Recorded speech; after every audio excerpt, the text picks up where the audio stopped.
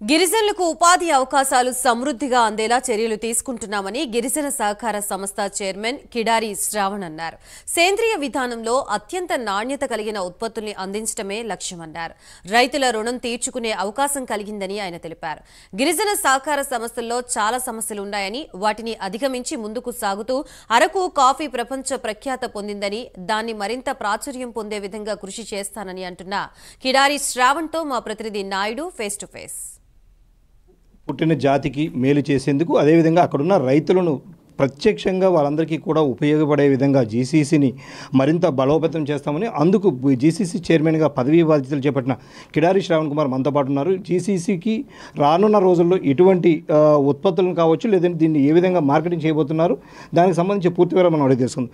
Sir, ఏదైతే GCC చైర్మన్గా గతంలో చూసుకున్నట్టయితే కనుక మాజీ మంత్రిగా చేశారు. జీసీసీ ఉత్పత్తులను ఏ విధంగా ముందు తీసుకెళ్తున్నారు, జీసీసీని ఎటువంటి ఎంత మేర ప్రయాణం చేసే విధంగా మనం చూడవచ్చు? ఈరోజు ఈ అవకాశం ఇచ్చినటువంటి ముఖ్యమంత్రి గారికి, ప్రభుత్వంలో అందరికీ, మళ్ళీ లోకేష్ అన్న గారికి, అదేవిధంగా మా మంత్రి గారు సంధ్యారాణి గారికి అందరికి ధన్యవాదాలు తెలియజేస్తూ ఒక విషయం చెప్తానండి.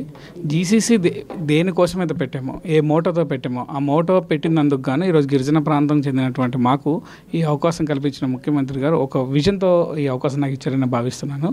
అక్కడ ఉన్న రైతులకి, అదేవిధంగా భావ్య ప్రపంచంలో ఉండేటువంటి వ్యక్తులందరికీ కూడా మా ఉత్పత్తులన్నీ కూడా వాళ్ళకి చేరవేసేటువంటి విధంగా మేము చర్యలు తీసుకోవడానికి మేము సిద్ధంగా ఉన్నాం. అన్ని విధాలుగా కూడా దానికి అది ప్రొక్యూర్మెంట్ అయితేనేమి, ప్రాసెసింగ్ అయితేనేమి, లేకపోతే దాని మార్కెటింగ్ ఏమైతేనేమి, లేదా అన్ని విధాలుగా కూడా వాళ్ళకి అందించేటువంటి కార్యక్రమం చేస్తామని తెలియజేస్తాం.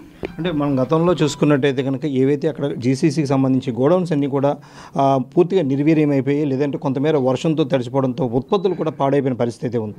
దీనికి సంబంధించి ఈ గిడ్డంగులను పూర్తి స్థాయిలో ఎటువంటి ప్రతిపాదనలు చేపట్టనున్నారు? మేము ఒకటే చెప్తామండి. ఇప్పుడు ప్రతిదానికి డిప్రిషియేషన్ అనేది ఒకటి ఉంటుంది.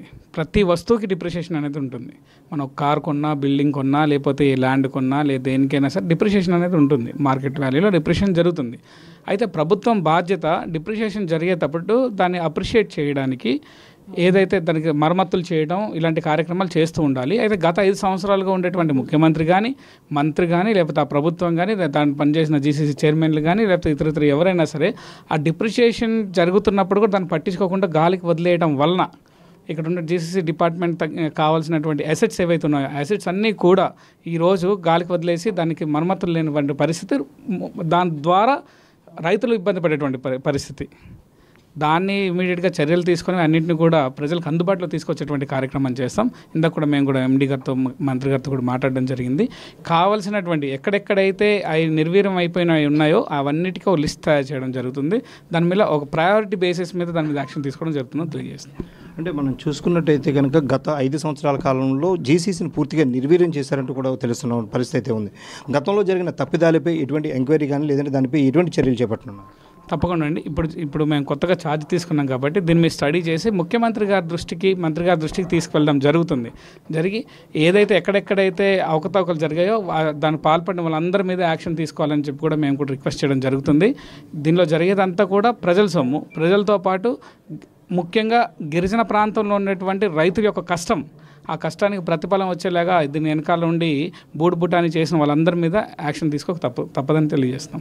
అంటే ప్రధానంగా మనం చూసుకున్నట్టయితే జీసీసీ మొత్తం ఏజెన్సీ ప్రాంతం అంతటికీ ఉన్నప్పటికీ కూడా ప్రైవేట్ ఎవరైతే కొంతమంది వ్యక్తులు ప్రైవేట్ పరంగా చూసుకొని ఇక్కడ పాడేరు కావచ్చు, ఇటు అరకు కావచ్చు, ప్రతి చోట కూడా వాళ్ళు పాతుకుపోయి అక్కడి నుంచి మొత్తం గిరిజన ఉత్పత్తులన్నీ వాళ్ళే కొంటున్న పరిస్థితి ఉంది. దీనికి సంబంధించి గిరిజనులు మరింత ఉత్తేజపరిచేందుకు ఎటువంటి చర్యలు చేపట్టున్నారు? ఇక్కడ 2 విషయాలు మీకు తెలియజేయాలి. జీసీసీ పెట్టింది ఎవరైతే ఈ పెత్తందారులు, మధ్యస్థ వ్యవస్థ ఏదైతే ఉందో దాన్ని తప్పించడానికి, రైతులకి సరైన వ్యవస్థలో న్యాయం జరగడానికి జీసీసీ పెట్టడం జరిగింది. దాంతోపాటు మీకు ఇంకో విషయం కూడా తెలియజేయాలి. మనం ఇప్పుడు ముఖ్యమంత్రి గారు ఒక విజన్ మనందరికీ తెలుసు. దాంతోపాటు ఈరోజు మొన్న ఎలక్షన్ జరిగినప్పుడు కూడా మేనిఫెస్టోలో కూడా మనం పెట్టడం జరిగింది. 4Ps, TPP, పబ్లిక్ ప్రైవేట్ పార్ట్నర్షిప్తో పీపుల్ కూడా పెట్టడం జరిగింది. దాంట్లో భాగంగా ఎలా చేస్తే సంస్థకి, అదేవిధంగా సంస్థను నమ్ముకున్నటువంటి రైతులకి న్యాయం జరుగుతుందో ఆ నిర్ణయాలు తప్పకుండా తీసుకుంటామని చెప్పి కూడా తెలియజేస్తాం. మనం చూసుకోవచ్చు జీసీసీని బలోపేతం చేయడం, అదేవిధంగా రైతులకు పూర్తి స్థాయి భద్రత కల్పించడం, వారికి భరోసా కల్పించడంతో పాటు రైతులను ఉత్తేజపరచడం, ఉత్పత్తులను ప్రపంచవ్యాప్తం చేయడమే కాకుండా జీసీసీని ఇంతకు 100 రెట్లుగా దీన్ని బలోపేతం చేసేందుకైతే తన వంతుగా కృషి చేస్తున్న కూడా తెలియజేస్తున్న పరిస్థితి మనకు కనిపిస్తుంది. కెమెరా పర్సన్ మూర్తితో డిపి నాయుడు, ప్రైమ్9 న్యూస్, విశాఖ.